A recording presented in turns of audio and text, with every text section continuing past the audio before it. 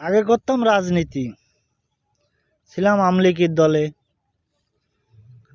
তিনবার ভোটে হতে পারিনি বলে নাথি মেরে দল থেকে দিছে বের করে।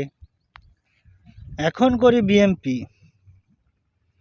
বিএমপি নির্বাচনে হতে পারিনি বলে 3টে নাতি দিছে, নাতির চোটে মেরুদণ্ডর হাড় 3 কান গেছে ভেঙে, তবুও ছাড়িনি হাল। এখন করতেছি জামাত ইসলাম। জামাতেতে বলেছে যদি তোমার জনপ্রিয়তা থাকে তাহলে দলে রাখতে চাইলেও রাখতে পারি তোমাকে। জামাতে যদি না হতে পারি এবার বোধহয় দেশটাই ছাড়তে হবে। দেশ ছাড়ার ইচ্ছা আমার নাই। এরপরে নাম লেখাবো